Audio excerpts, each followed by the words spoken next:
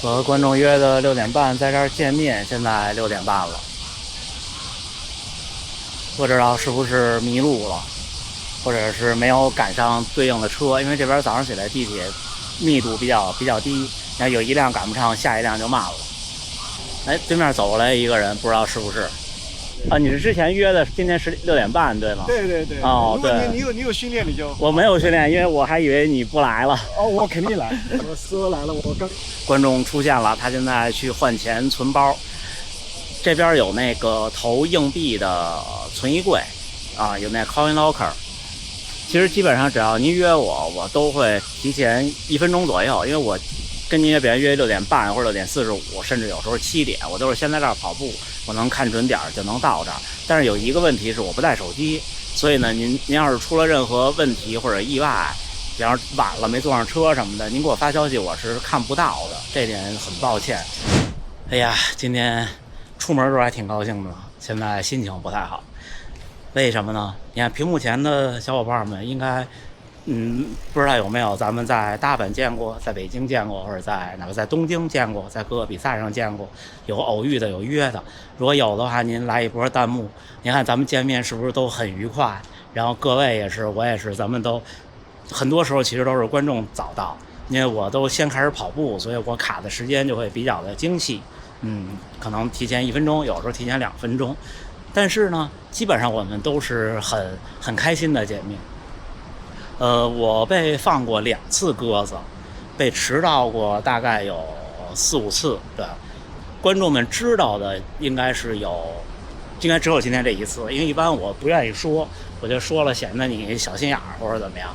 但是呢是这样，就是比方说您睡过了，没来成，您给我事后呢发个消息。是没问题，大家都有这个出情况的时候，我也迟到过一次。那天我还拍摄了，但不知道大家有没有印象？那天是周6，早训练。那天我真的给忘了，因为可能约的比较早，他不是提前1、2天约的，真的给忘了。然后那个时候还没有那个备忘机制，后来我就加入了备忘机制。我在我们家那门上里边贴了一小黑板，然后呢晚上写今天有什么事儿，今天出门要带什么，今天几点要见谁。对，我都写下来，一约好我就写下来，所以现在基本不会忘了。就那一次，还有6分钟不到，我们还有2.5公里，我突然想起来了，也没有想的那么准确，我想起来好像是，然后赶紧跑，跟那当时好像是田宫先生，还有另外是谁我忘了，还是还有田中先生2位，我们3个人，幸亏他们俩比较快，我跟他俩说，我说我约了人了，我说有朋友，然后赶紧往回跑，还是迟到了，跟人家一劲儿说对不起。但是其实说心里话，你迟到一点，你上来说，哎呦对不起，我今天遇到点什么情况，没有问题。尤其是观众们从国内来大阪玩，坐错车迷路很正常。那天就有一位观众，然后我还跟他微信共享位置，我帮他多跑了有7、8公里才找到，然后我在路口去等，我们聊得特别开心，完全没有任何问题，不是说迟到了就是个天大的问题。但是你看我是北方人，我在00几年的时候听郭德纲老师的相声，我记得一句话说的特别对，你说你好谢谢对不起再见非得写在纸上教人们说，人们都不说。那小伙见到我我就生气过2次，被放鸽子我都没生气，因为人家后来给我发了消息，就生气过2次。一次是某东南亚发达国家来的3位观众，大概迟到了7分钟，来了以后毫无歉意，就完全不把这当回事儿。然后今天这位也是，然后上次呢我还忍着，我什么都没说，这次我没忍住，我说您看您约我，结果我在这儿等了您差不多，你等您存完东西已经6:35，咱们约6:30，我觉得不管是谁，我也不是个名人，我就是个普通跑步的，但是你约个朋友，比方我要约别人，那肯定要争取我先到，是不是？出点问题都到了以后，你说对不起不好意思，你要对不起觉得说出来实在是觉得自己过不去，从小被宠大的，不能说对不起，我就老子全对，那您说句不好意思也没有任何问题，完全没有。而且问他，我说后来我们就一起跑步嘛，我说从哪儿来呀？从哪儿来？然后我说那个您怎么想着约的我呀？因为我一听他那意思好像不太知道，就不是咱们视频节目的观众。他说我就每去一个地儿在小红书上搜完以后呢，我就约，想体验当地跑步的感觉，想体验当地跑步的路线。我说哦，这我心里说的是今天正好礼拜天，我这年纪人可能都听你拿我当礼拜天过的。哎呦，不行，我今天必须得抱怨，真情真感真流露。我特别希望有那种他乡遇故知的感觉。您来玩，尤其是跑步的人，希望跑步在这儿来玩，咱们约跑一跑特别好，认识五湖四海的朋友。但是我其实也有一个我的问题，就是我跑步出来不带手机。也就是说呢，咱们就今天可以先说一下，我基本上会提前2-3分钟到，然后呢，我最多等5分钟。那天那7分钟是我觉得，我就实在觉得有点儿，就人家约了，你说万一就差这2分钟没见着，到时候又联系不上，就很尴尬。但是我还是不会带手机去练，所以咱们就前后5分钟之内都没问题。早了呢，您等会儿我；晚了呢，我等会儿您。然后见面以后呢，万一比方说因为我忘了出点问题，或者比方半路我摔一跤，我跟您道个歉。您要是稍微晚点呢，您也跟我来一个不好意思，咱们就开开心心的一起跑一圈大半程，特别好，好吗？哎，大家伙早喽！8月10号星期日，今天轻松跑。昨天后半夜下雨了，特别闷热。今天咱们聊点什么呢？今天早上起来在回频道的会员问题，有位小伙伴让我帮他看1周的训练安排。这个话题其实咱们原来聊过，但是又有新的不一样的想法，跟大家分享不同时期你这1周的训练组成，或者这一段时间更多的侧重点应该是什么，我的个人的经历的体会，好吗？那咱们就从头说。对于初跑的小伙伴，刚开始跑步1年，这个时候其实我学的需要做的有2件事情。一件事情是要有一个基本的配速的建立，或者专业点说就基本的乳酸阈值的建立。因为你从不运动到运动，尤其是成年人30岁以后，你的乳酸阈值其实默认是很低的，那这时候你跑不起来，跑不快。这是第一个。第二个，要有一个基本的耐力的建立。这我说的不是有氧，是耐力。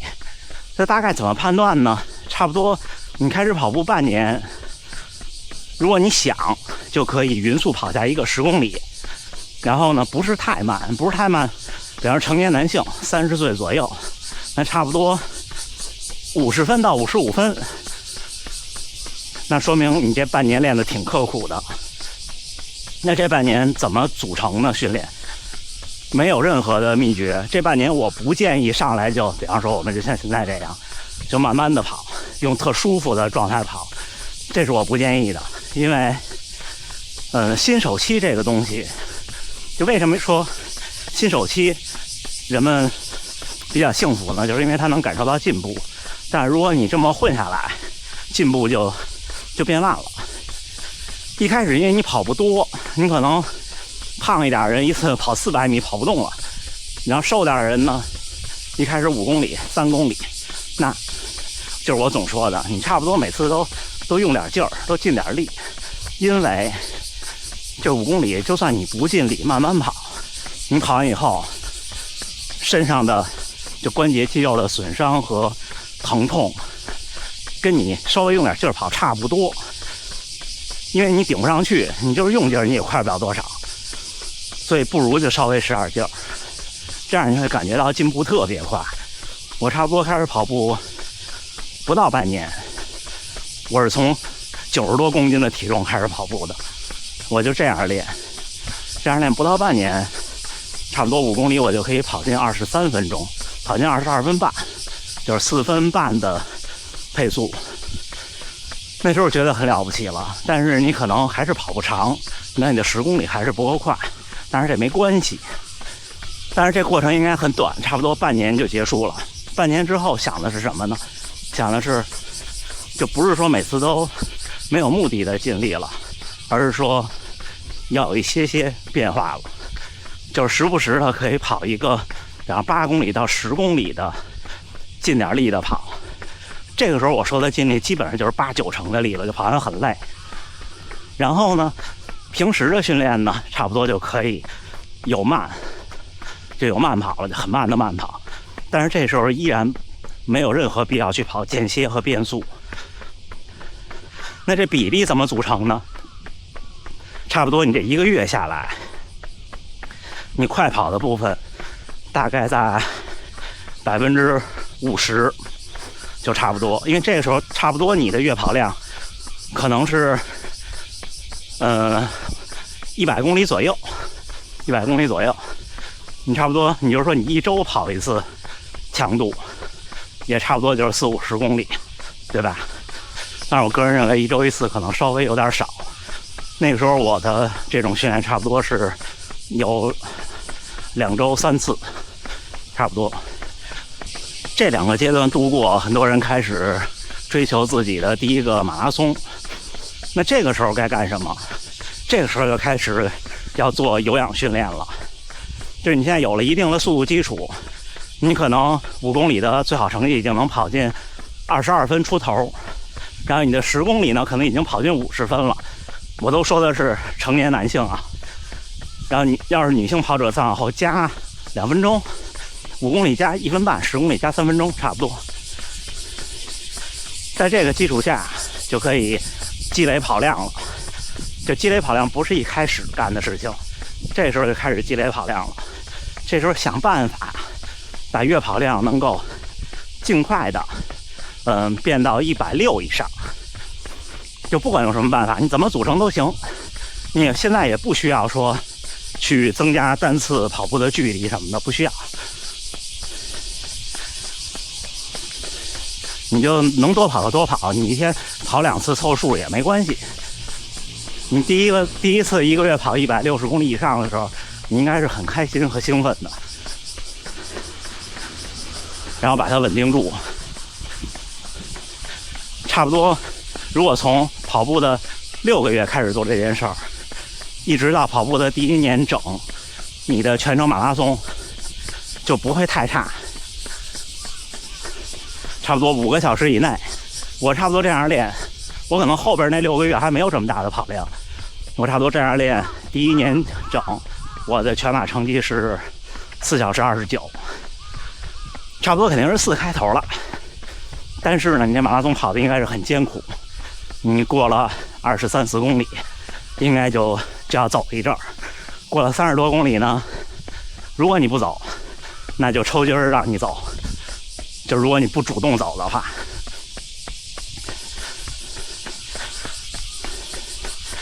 差不多从4个多小时到3个半小时之间这段时间怎么做？这段时间你的问题就变成了2个，一个是提升你的阈值 LTR， 还有一个就是把跑量再往上加。这个时候也不需要考虑太多的单次距离，而且也不需要跑间歇。个人观点，你要是说我高兴跑，愿意时不时跑一个也行，但是这个时候的间歇有个建议，就是不要跑太短的，400、800的不要跑，1000米开始起步，因为你顶不上去，你这间歇更多的时候是跑了个阈值，你太短了更没有用。这时候多跑8到12公里的那种，就是很顶的训练，因为这时候你的跑量可能依然不大，可能不到200。如果你这时候的跑量已经超过了240，那就很了不起了。这个时候这种训练大概什么频率呢？大概差不多1周1次就够了，最好在10公里以上。那你说为什么你们这阈值你总跑6公里呢？有2个原因。一个原因是大家合练时间就是那样的，还有一个原因是对我来说现在跑那种阈值就效率不高了。但是对想进3个半小时的小伙伴，这个效率是非常高的。就是你这样跑，你每周都会感觉到变化。比如你跑8公里，你可能从34分钟慢慢你用不了2个月，可能1个多月，你就可以试试冲击32分钟了。你想象一下，8公里32分钟，4分配速，对不对？那你跑完你觉得你无所不能了，同意吧？这个时期想进330，那你的月跑量差不多要争取干到240，其他的也是随便，但是可以适当的增加长距离了。这个时候对您的长距离大概是多少呢？大概就是半马。而且这个时期长距离也不需要做速度变化，你就 LSD 就是慢，比你的马拉松目标配速慢半分钟到1分钟，就匀速跑就可以了。目标是完成。然后重点就是330想破3的小伙伴，这时候只有一个事情比较重要，就最重要，不是说只有，最重要的事情是单次跑步的距离，因为想破3，你就基本上是不能太掉速的。那怎么能不掉速呢？如果你平常只跑5公里、8公里、10公里，甚至16公里，那你面对42公里，你后边还有20多公里，不太可能，就不能叫掉速，不太可能不崩。而破3的话，基本上一崩就破不了了，除非你是高手，崩了后边还能破。就是你已经领先那个3小时10几分钟了，就像那天我波士顿，我最后大腿抽筋儿，我跟那站了几分钟，后来又慢跑的最后几公里，我也是2小时57，那是因为前面按照240的配速跑的，那不一样。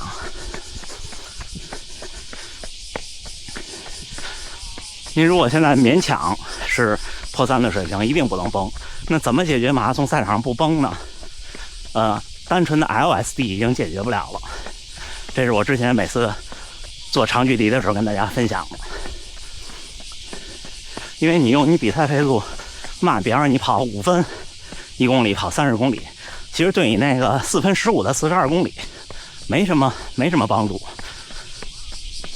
这时候就是日积月累的增加单次训练的距离，比方说你现在每天都跑，每天12公里，那你可以试试每周休息1天，然后呢把这一周的训练变成有8公里有18公里，这样来。我觉得想稳稳的开开心心的破3，最长的日常单次训练就不能算是长距离的训练，差不多18公里以上就会很舒适，你这破3的路。那一个月月跑量多少呢？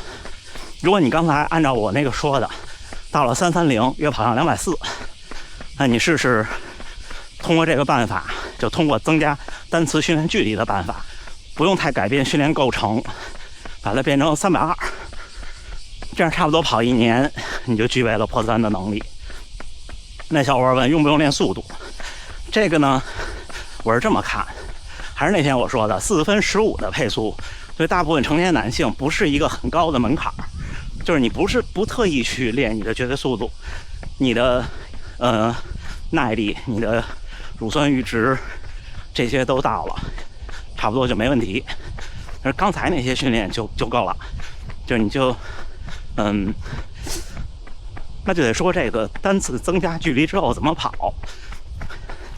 这段时间又有点回归到一开始那样，就是你增加距离的训练，比方说我要跑18公里，这18公里不能太慢，你不能当 LSD 跑，你要是一个混氧状态，或者说像很多小伙伴在公路上训练，自己训练会越跑越快，这样就没问题。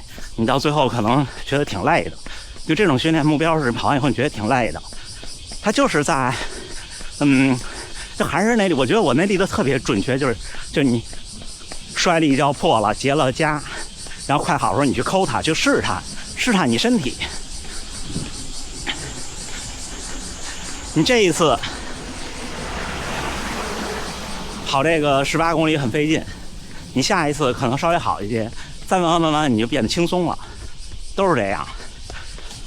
然后你说我每天的训练都是18公里，然后可能有一些上下起伏，你就觉得没什么，那你就这样想，你在赛场上你再跑一个18公里，基本上顶一顶就结束了。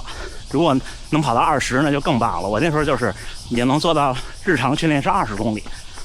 今天下午的会员节目会展示那段时间的数据，但是那段时间是马拉松不是破3的时候，是破245的那段时间的数据。破三的之前展示过，基本上就是每天的20公里都在1小时30上下，真的挺快的。就那个阶段是一个必经的阶段，你不能从跳过那阶段直接变到我现在这个阶段。我现在这阶段不适合于想破三的小伙伴，你知道我现在这么练很难的。你看我们跑团的小伙伴们有想破三的，他们跟我的训练组成一样，也是每周这个强度课，然后平常就很慢的跑，轻松跑，但是他们就破三真的是感觉走了很长的路，而且少有达到的，就是因为你不能跨过我刚才说那阶段。你现在像我这么练，你就不太对，因为你错过了那个建立速度耐力的时期。就这个时期主要是建立速度耐力，速度耐力我不认为完全是乳酸阈值，我不认为完全是 LT2。对，速度耐力是一种，就是你在高速下行不行的状态，就我们昨天那种训练，但是不需要像我们昨天那么快。就相对于我来说，对于破三的小伙伴，我觉得您的日常训练如果是18公里，就可以按照比方说4分20到4分30这样为目标。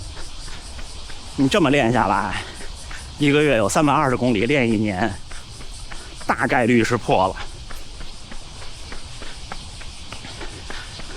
差不多1圈了。后边的咱们回头再找机会说。今天约了观众，好吗？都是我不成熟的经验，就是通过身体的感觉反馈的经验，而不是科学的那些东西。你说科学的东西对吗？也不是，也没有错。但是我的观点是，有的时候科学的东西其实你不一定能够很好的执行下去。今天就跑了12公里，倒不是太累，但是这个周期要练5天，6日1、2、3，因为周3是合练，周3的课表是6公里的阈值。因为马上就是悉尼马拉松了，今天10号了，还有21天。今天跟大家分享的训练心得，基本上你看最重要的还是速度耐力，就是尤其是在破3的这个过程中，从没破到破从4小时，比方从4个半小时到3小时这个过程，其实不适用于我觉得不适用于极化训练。而人刚破3那段时间之前那段时间的训练，其实是最不极化的时候，就是每次其实跑都挺快的，然后出现状态也挺好的，特别对。行吧，那这么着，天气开始慢慢凉快下来了，也快进入赛季了，也开始有马拉松出签的结果了。祝大家都好运，最后还是祝大家能努力生活，健康平安。咱们下回再见。